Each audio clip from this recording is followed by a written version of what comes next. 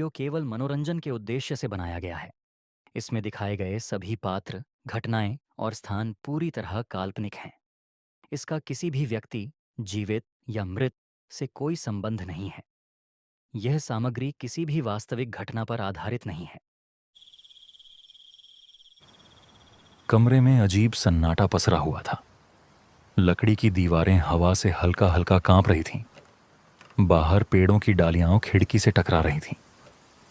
चार दोस्त farm house के बड़े कमरे में बैठे थे। 3 डरावनी कहानियां खत्म हो चुकी थीं, लेकिन एक चेहरा अब भी शांत था। रणवीर। कबीर हल्की चिढ़ के साथ बोला, भाई, तुझे डर लगता भी है या नहीं? अब तेरी बारी है। ऐसी कहानी सुना कि रूह कांप जाए। रणवीर धीरे से नजरें झुकाकर बोला, डर कहानी से नहीं लगता कबीर। डर तब लगता है जब कहानी तुम्हारी अपनी हो। कमरे में अचानक ठंडक बढ़ गई। कुछ साल पहले एक लड़का था। नाम था आर्यमान।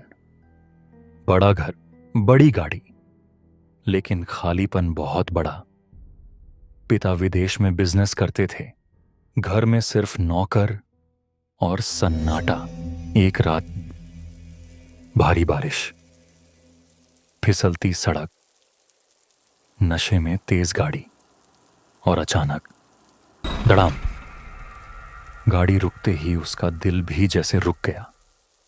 सड़क पर एक बूढ़ा आदमी और उसका छोटा पोता पड़े थे, दोनों खून में भीगे।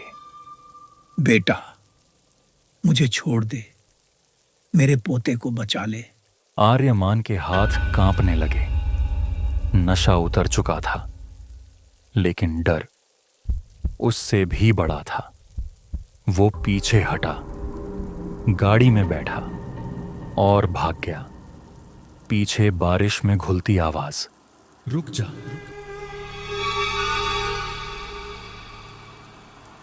उस रात के बाद सब बदल गया। कमरे में अकेला बैठा आर्यमान बार बार वही दृश्य देखता। बिजली चमकती और खिड़की के पास बूढ़ा खड़ा दिखता। अगली चमक तो गायब। एक रात बिस्तर के पैताने पर वही बच्चा बैठा था, सिर से खून टपकता हुआ। वो सिर्फ घूरता था, कुछ बोलता नहीं था, लेकिन उसकी आंखें पूछती थीं, क्यों? आर्यमान चीखा, लेकिन अगली बिजली में कमरा खाली। एक रात आर्यमान टूट गया। मार दो मुझे, मैंने जानबूझकर नहीं किया। अंधेरे से आवाज आई, जानबूझकर नहीं, लेकिन मदद भी नहीं की। पहले तुम्हारे अपने जाएंगे, फिर तुम। कुछ ही दिनों बाद आर्यमान के पिता को अचानक दिल का दौरा पड़ा।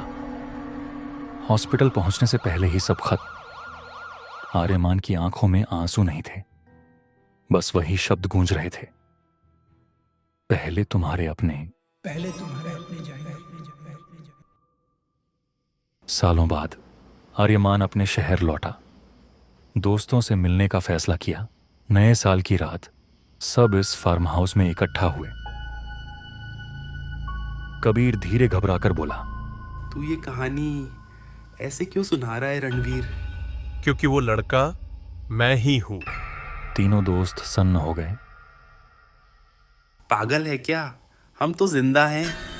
रणवीर ने धीरे से पूछा, तुम में से किसी ने कुछ खाया, पानी पिया, आईने में खुद को देखा? तीनों एक साथ आईने की तरफ मुड़े। आईना खाली।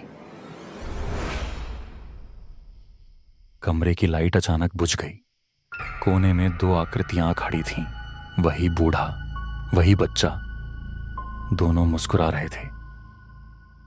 रणवीर फुसफुसाते हुए, मैं उस रात मर गया था, और तुम लोग उस हादसे के बाद, हम सब हर साल इसी रात यहीं जागते। बारिश फिर तेज हो गई। दरवाजा अपने आप बंद हो गया।